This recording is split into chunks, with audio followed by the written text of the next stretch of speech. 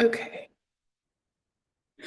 All right. So, welcome to everyone. Thank you so much for joining us. And we do have a combination of people who have read this book, and we have people that have never read this book. So, whichever category you fall into, you are definitely in good company. So, this says The Power of Your SuperMind. It was a book that was shared with me last July, and it was really awesome because.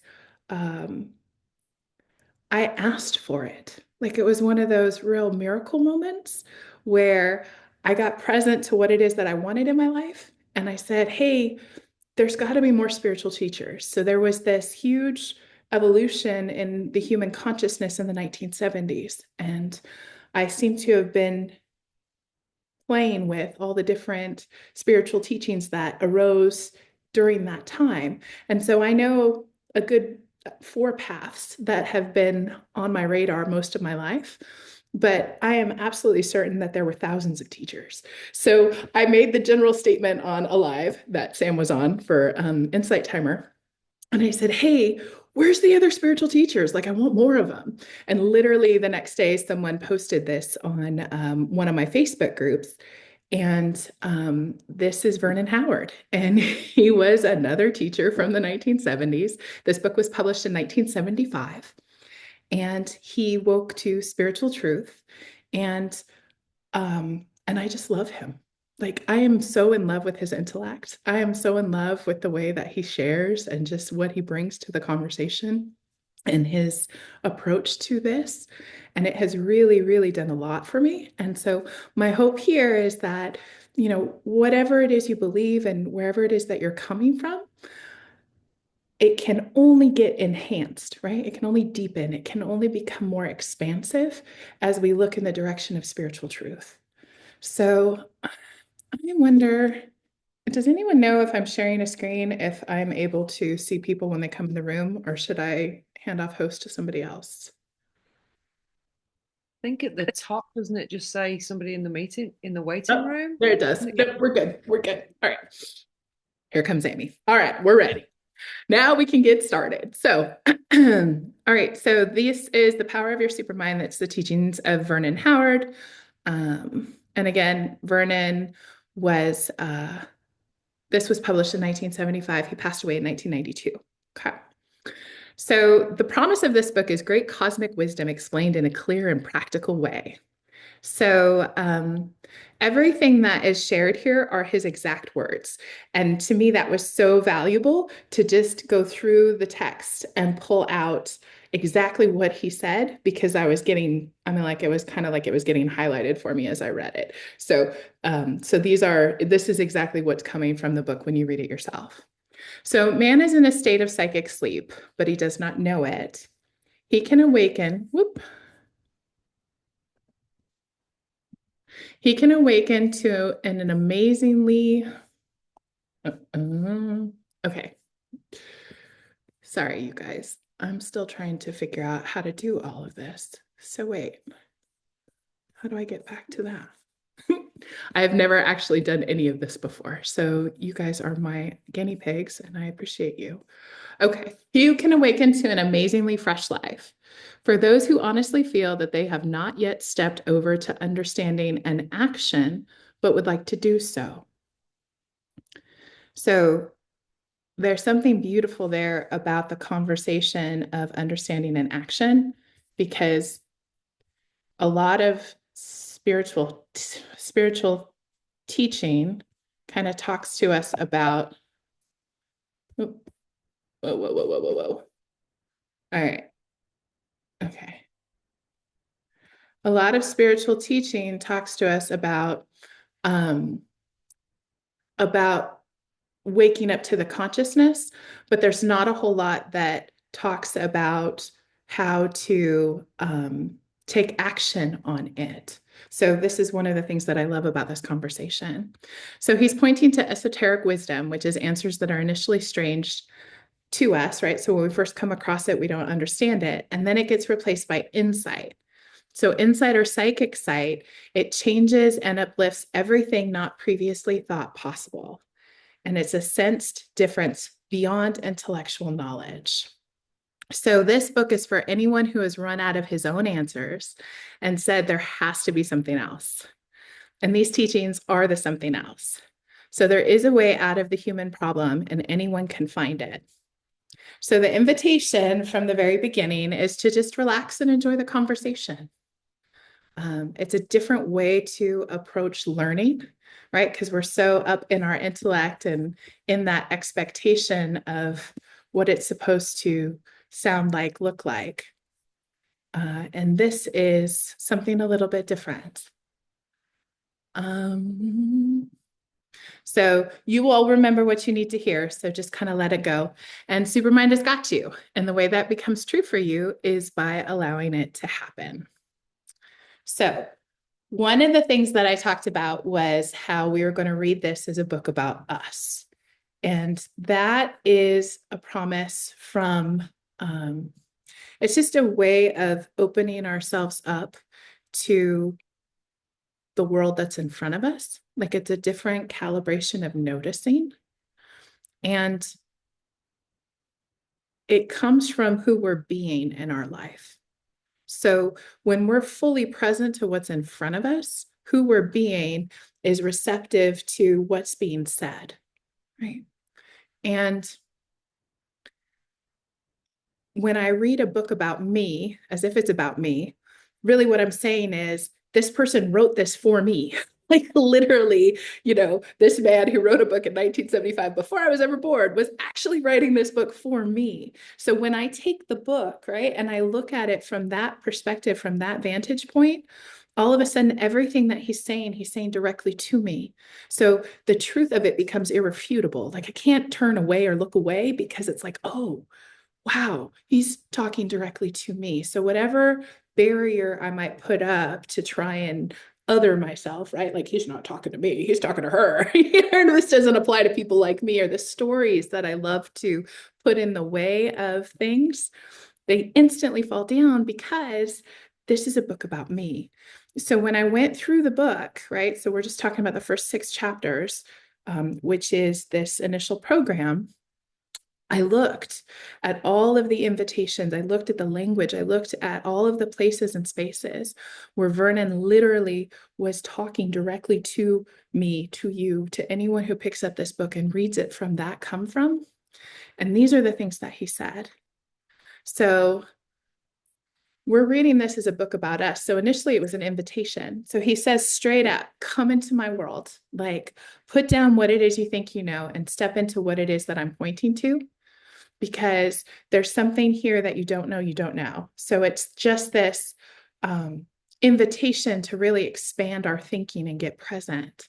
So see the truth for yourself and to wholeheartedly receive these ideas. So if you're going to open this book, if you're going to go on this journey, if you're going to take on this thinking, that the invitation is to wholeheartedly receive it, treasure these ideas, and be utterly practical with them, which is my favorite. And then his other invitations are to live fully, to believe in yourself, to select only the best, to experiment, right? To just be a watcher, to do what is right for you, and to be a real person. There's like the quality of that. Like, Vernon's gone. He's not physically here anymore, but I can really get who he is in his teachings. And it creates this beautiful level of trust because he honestly sees me as I am and is like, you got this and do it. Like, there's nothing you need to do, have any of it, right? As a real solid spiritual teacher that's coming from that humility and compassion. So it's like who he's creating himself to be in the language is so freaking awesome. So I'm like, no, tell me more. What else do you have to say? It gets so exciting to me. Are you guys getting that at all? Like, can you feel like what he's creating? It's pretty special. Okay, so that's what it means to read this book about us. So he's literally talking to us, and these are the things that he's inviting us to be inside of this teaching. So the purpose of this conversation in this webinar is to introduce you to Vernon and talk about this book study group program. So this is a program of overview. So no one's ever done a book study with me. So before we commit, I want you guys to get an idea of what it is that we're offering. So we're looking at the first 6 chapters only. The content here is so rich, we probably could dive in all year, but we're just going to start with 6 weeks in the first 6 chapters. It's going to begin next Thursday, which is February 16th, and it's going to run for 6 consecutive Thursdays. So the reason that I asked you to read the book in advance, if you had the opportunity, was because I wanted you to really look at the teachings and see if this was something that you wanted to commit to, right? Because your time and your commitment is something to be honored. And I really appreciate you being willing to look, right? So if you're going to jump in, I want you to jump in with total consciousness and total availability and a commitment to look where he's pointing and let it impact, because this is it. Like, what I say to people is that if you've never studied spiritual truth, pick up this book because it is complete. It is everything. And if all you ever understood was where this man was pointing, like, you would understand everything. So there's just something so beautiful and rich and helpful and just decadent about coming across a piece of literature that has such a powerful, powerful message.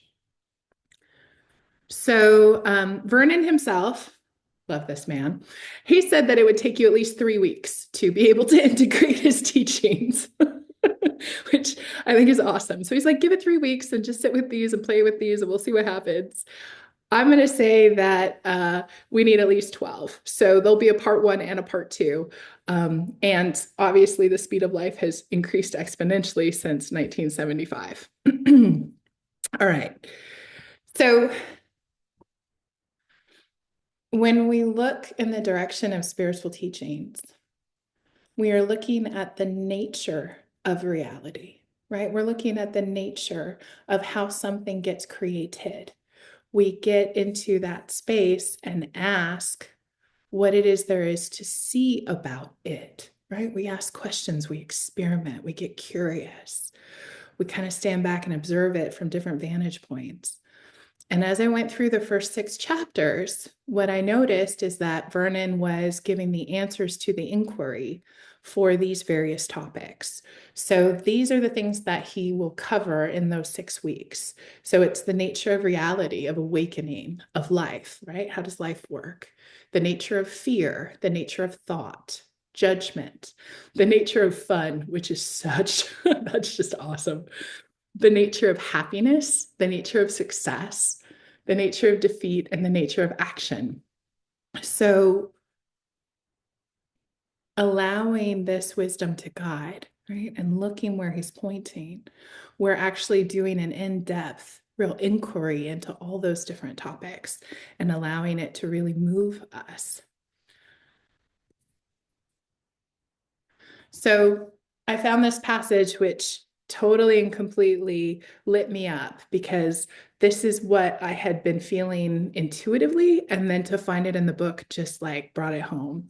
So as your confidence in the truth increases, your search becomes brightly exciting, like a man turned loose in a field of diamonds. You become eager to receive everything the supermind has to offer. At this point, many students compare the teachings of all the great mystics. Surprise! Essentially, all teach the same thing. So extend a warm welcome to the super wisdom already existing within you.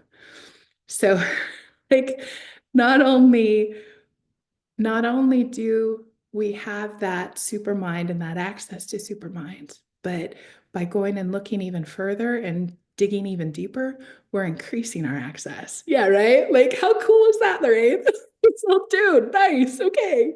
Clearly, I'm on the right track. Let's keep going. All right. So this is just chapter 1. And, I don't have to read every single one of these, but these are the things that I saw when I looked in the direction of the supermind. And what's curious to me, and I'll email this presentation as well as the call to you, so in the replay. But if you're having a question about being on the fence around this, there was someone that said something this week, which is, well, I can just read a book on my own. Like I can read a book on my own. And I'm like, yeah, you can. Like you totally can. And we bring ourselves to everything that we do. So you're bringing your level of consciousness to your reading of that book. And that's not a problem, except you're bringing your level of consciousness to the reading of that book. So in a group program, we're bringing all of us to the reading of that book.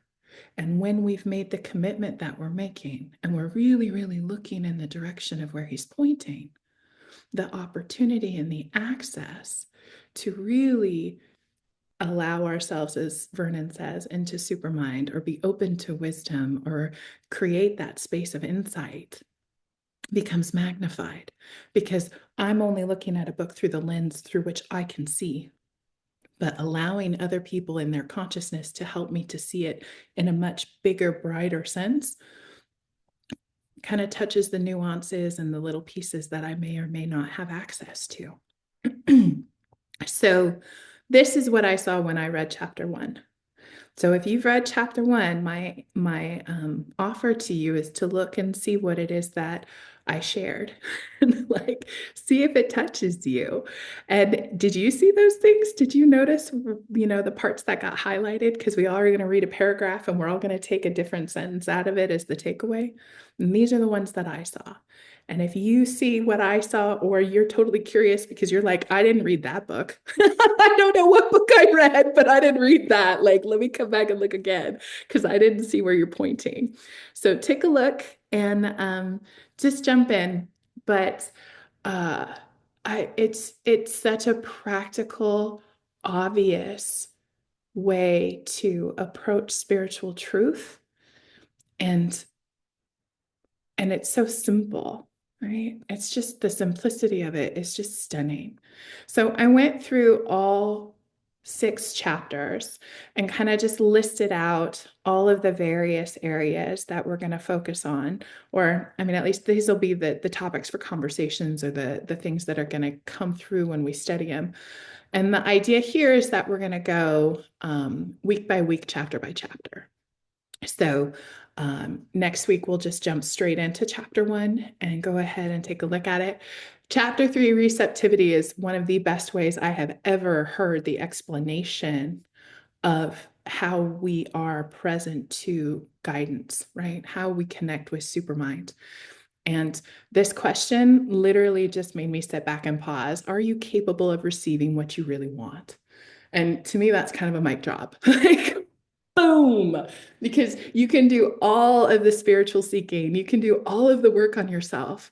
But if you're not capable of receiving what it is that you want, it's really all for naught. So it's an incredible point. It's an incredible anyway, I love chapter 3. So but just this practical stuff, learning to say no, right? Noticing that inner negativity is not actually a negative act, but a courageously positive act that makes you a new person. So that's a real interesting thought to follow. But I loved refuse to feel guilty about yourself, right? Like it's the way that he describes it is he calls it unnatural thinking, right? So he's like, so the way you're coming at this is that you have a natural thinking about what it is. And so we need to correct your thinking so that you can see it as it actually is, and then tendency to just fall away, like it's no longer present. So, so chapter 4 is face loss with a sense of wonderment, right? The destroy your false self and the cravings end. One of the constant themes of his teaching is that the inner world informs the outer world. So if we want something to shift in the outer world, the direction to look, or the place to look, is going to be in the inner world. And so you're constantly being directed back inside so that it becomes the natural expression So chapter 5. So this is awesome. So the chapter is entitled "How to Get Abundant Riches from Cosmic Change of Self." Right. So how to get abundant riches from the cosmic change of self. All right. So you have to begin. Like, he literally starts the chapter with "and take action," because you sitting there thinking about it isn't actually going to do anything. So if you want these cosmic riches, you're gonna have to do something. So go on, do it, which just made me laugh out loud. And then the requirement of self-change, and then so for spiritual desire to be fulfilled, inner ways must be changed. And there's this one, we always get what we settle for, nothing more and nothing less. So really looking at us as the source of our experience, right? So everything is truly all right, which is just so, so incredibly loving. Your inner level of consciousness or awareness determines your outer conditions. To change your outer world, change your inner world, right? And human beings live the way they choose, but not the way they want. So lots of very hard, honest truth that's getting mixed in with just practical suggestions and directions to head, and there's some exercises to do. So chapter 6 is about failure. And I love it because he's like, yeah, just stop it. There's no such thing. So just stop. Like, just give up the thought of it. Just get off it, and it just goes, because there is no such thing. And it's so simple, and it's so obvious, and it's so practical that it makes me laugh, because that's extraordinary. He does talk about the path of self-realization. So he literally goes through the steps of how a human becomes aware, which is really helpful, because the resistance that we naturally come up against suddenly makes sense, right? So like if you have the knowledge that he points to, then suddenly and there's nothing to really put a barrier between you and moving forward. So he's like, yeah, okay, so this is how this goes. This is what it looks like. And it's like, oh, well, great, no problem. Everything's great. I can just keep going and continuing on the path, which is so incredibly helpful. So this is the process of awakening that I got through the first 6 chapters. So he talks about knowing yourself and giving up self-sacrifice, right? To not compromise yourself for any reason. Then he looks at the disruption. So creating spiritual awareness, right? To know yourself actually is a very disruptive process. And he clearly identifies it, points to it, and then kind of says, it's okay though, keep going, you're fine. And then he talks about human nature and how we love to be told what to do, right? So we're always going to look for a quick relief or look for something to fix whatever we believe to be wrong. And it's like, yeah, if you can avoid that temptation and instead turn inward, right, to get quiet. And then looking at that receptivity, yeah, are you able to receive exactly what it is that you want? And then there's this willingness to explore whether or not there is anything beyond hidden horror. So we all have this idea about how horrible we are as human beings. And then that pulling back of the curtain and really looking at yourself and recognizing that none of it's true. And then that invitation to come as you are, to sit in honest self-observation, and then be open to the miracle, to receiving supermind. And then there's the reunion with your true cosmic self. And then, of course, the dark night of the soul. And then you come back into self-change. So those are the steps that are, again, just in the first 6 chapters. So final thoughts. So to build a glowing fire in your fireplace, you take certain actions. A match is struck to paper. You let the flickers of flame spread to wood shavings and then to the logs. You add more wood from time to time. You do not abandon effort if you fail to start the fire with your first match, nor if things move too slowly for you. You proceed with patience and persistence. Finally, the fire glows by itself. Likewise, you must constantly feed your inner light with esoteric ideas of the supermind. This includes diligent reading, discussing things with like-minded people, and observing yourself every day. After reaching a certain point, the fire glows all by itself. But this does not mean a slackening of effort. It means an effort of a higher and more rewarding quality. So that's the symbol of this book study, right? So we're going to light the fire within and we're going to help it to grow to something that absolutely just lights you up. So next step. So this was also his final communication, which is don't be afraid to play through life. Retire from heavy thoughts. Take everything with lighthearted wisdom. The only genuine need you have is to be a real human being. So I will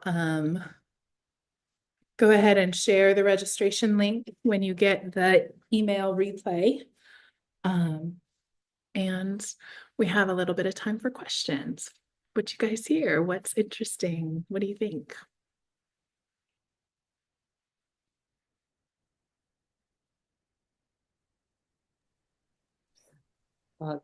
Hi, Rin. I'll speak first. So I came on this having absolutely no idea what I was coming to. I have to be honest. I hadn't read through everything. I just saw that you were doing something. I thought, do you know, it's a rare window I've got on a Thursday evening.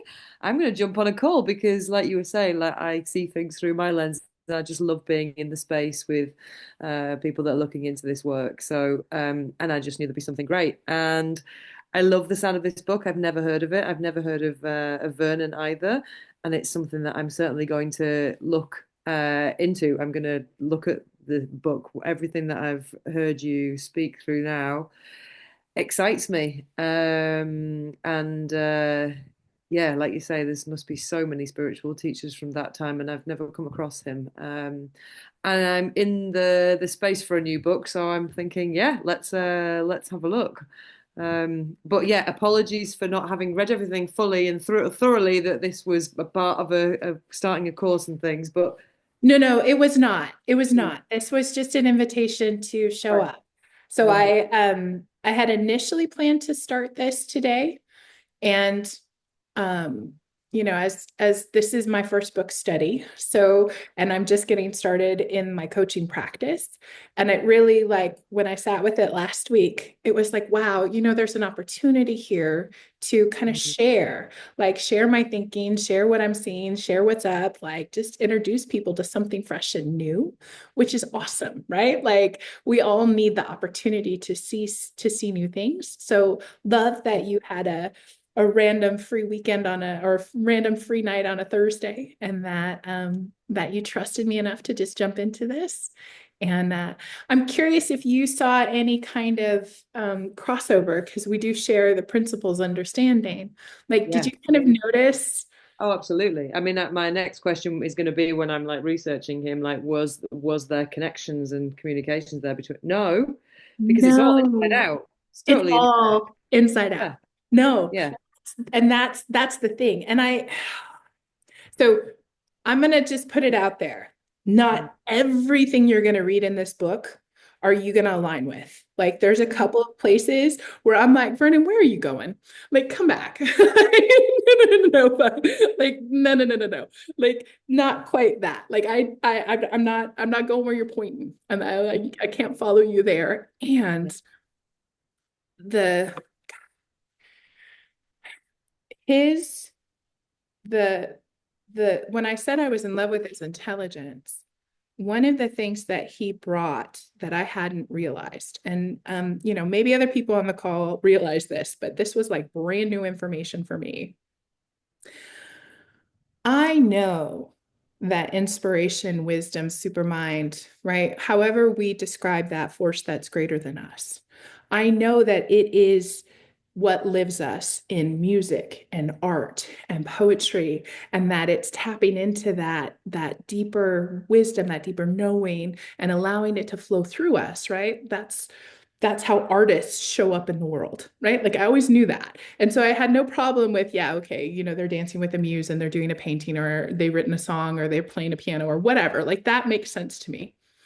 But never did I ever put the dots together that all of the writers are also sharing divine truth. Mm. And when I say the writers, I'm talking about Thoreau, and I'm talking about Jacob Boehm, and I'm talking about John Burroughs, and I'm talking about Ralph Waldo Emerson, and I'm talking about William Blake.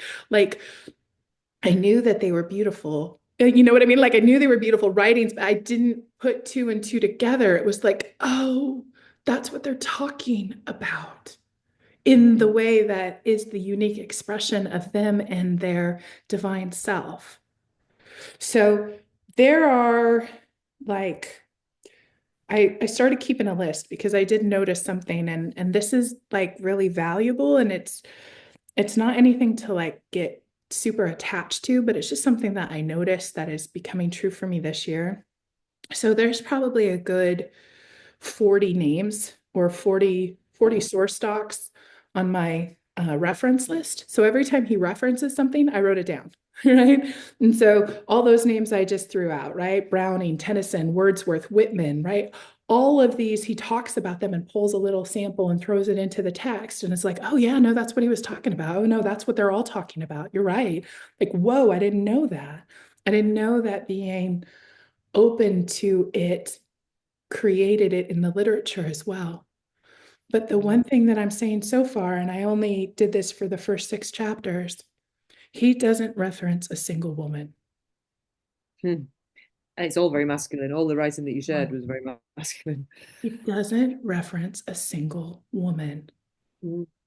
And I was like, are there not any women spiritual teachers? Are Mm. there not any women who authored spiritual texts? Are there not any writings of women that are a clear expression of divine love? So that's my next question. And if anyone has one and wants to share it, would love, love, love to like look at that. But what I know to be true is that it's all male, like all of it. And it's not his intelligence, right? The information that he gathered, yeah, not many. The information he gathered is across it's global, right? So he points to Buddhism, and he points to Sufism, and he points to Hinduism. Thank you, Amy Sue. Probably, probably after I'm dead, could we say that? But yes, right? Like he doesn't, um, it's just not there.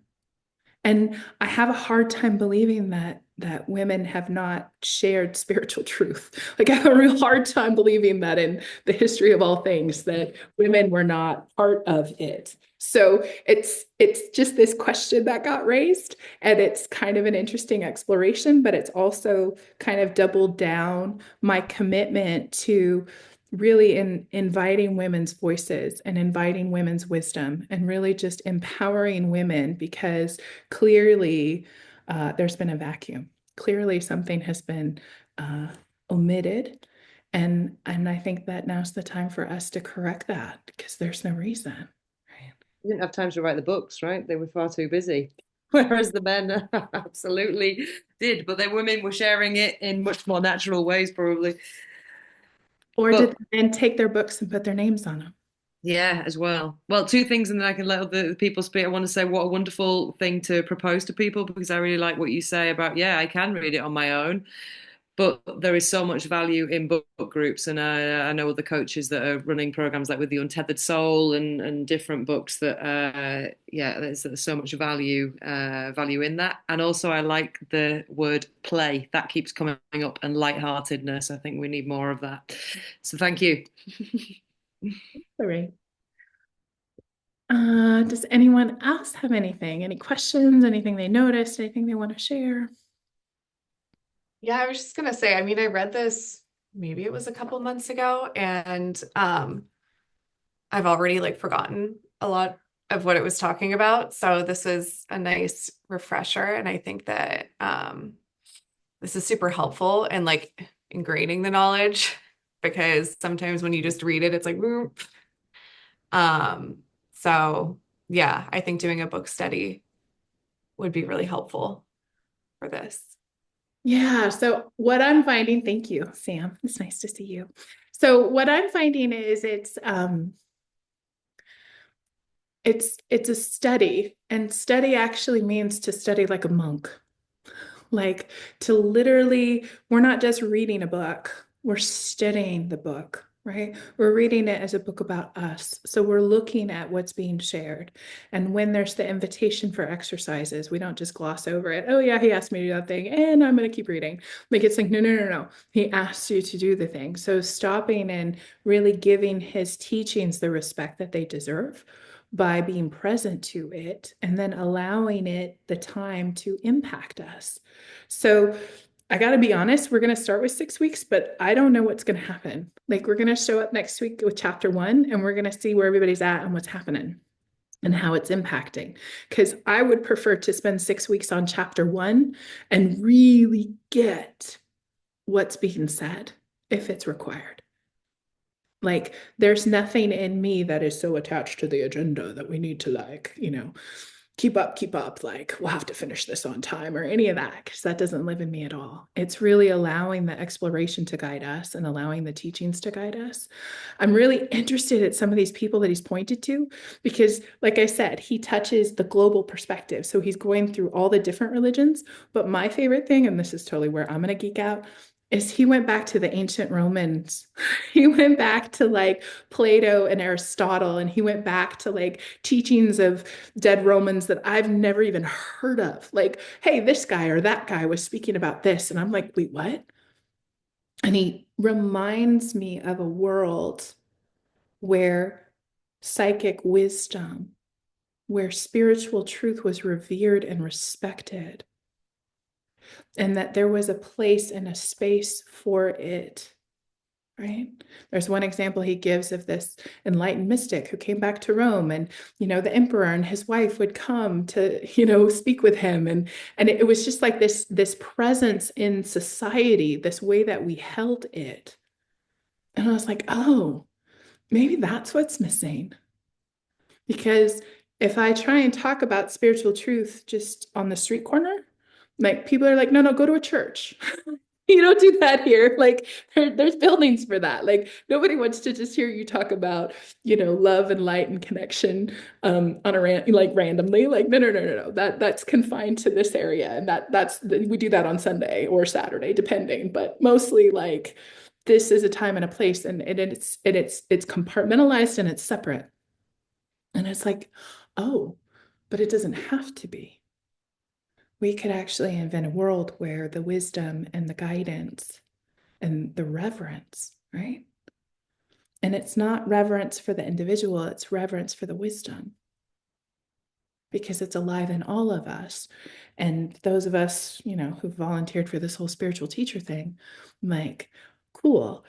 And, it's not me. It would never be me, but it would be what I can share with another, right? What I can create in another, what I can offer to another for them to see for themselves.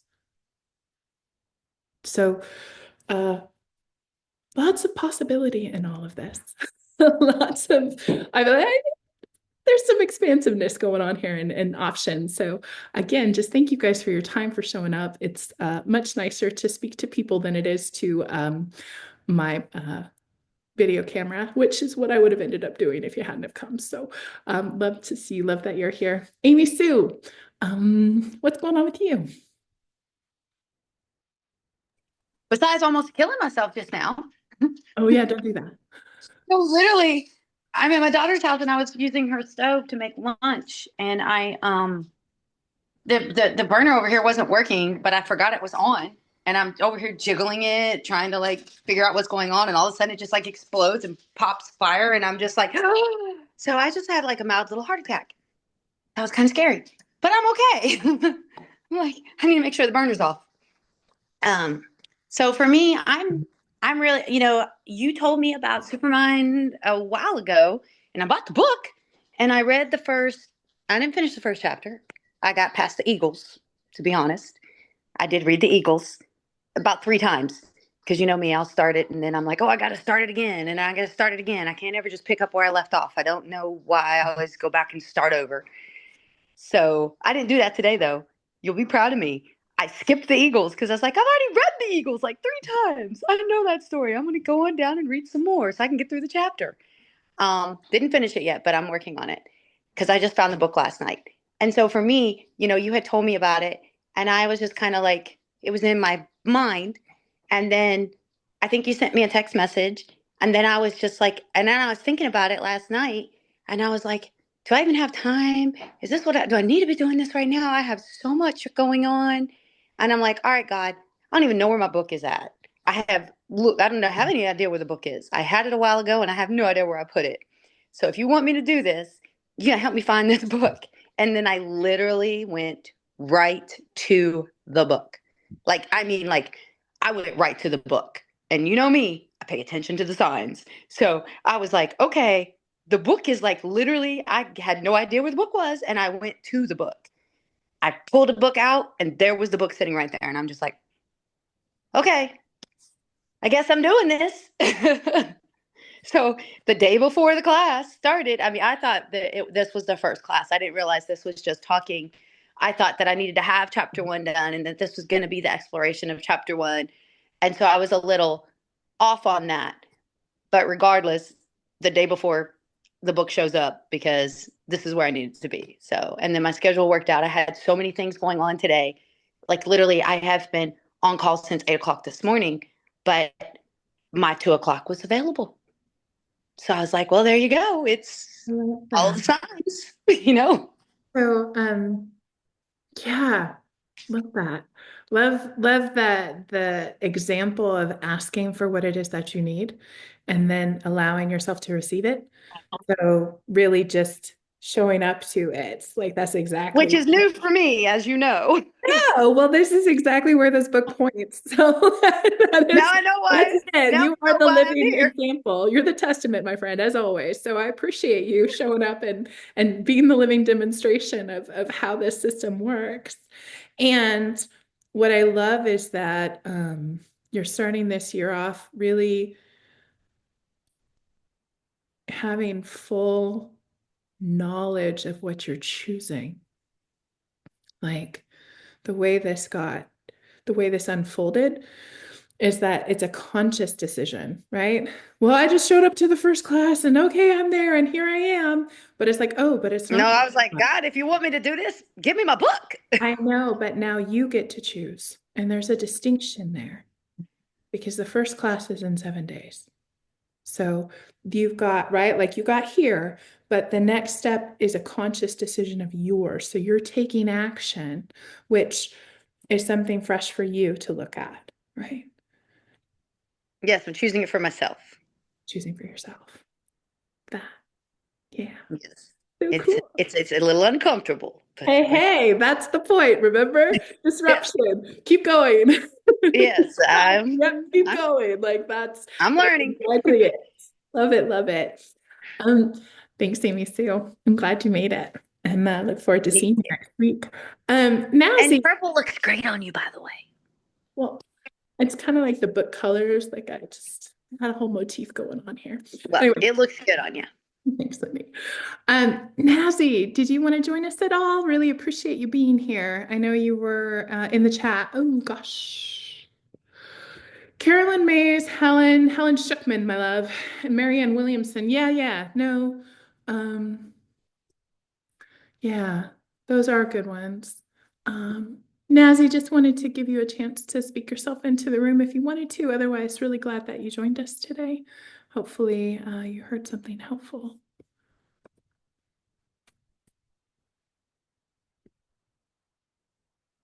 First, you need to get the book. All right, and I can email the. I do have the PDF. So if getting the book is a problem, I can send you the. It's a previous edition, but it all still seems to line up. So that's available if getting the book is an issue. Also, if you are buying the book, might I suggest that you contact the New Life Foundation? I'll put the link in the website. But Vernon Howard, when he moved to Arizona and that's where he retired, he actually created a nonprofit to share his teachings. And that nonprofit is still functional and still is peddling all his goods. So probably better to buy from them as opposed to Amazon. So if you do need the book, that would be where I suggest that you get it from directly. So I'll go ahead and put that. So you'll get the replay of this call. You'll get the link for the registration for the program, payment details, and then a link to buy the book. And that's great. Thanks so much for joining me today.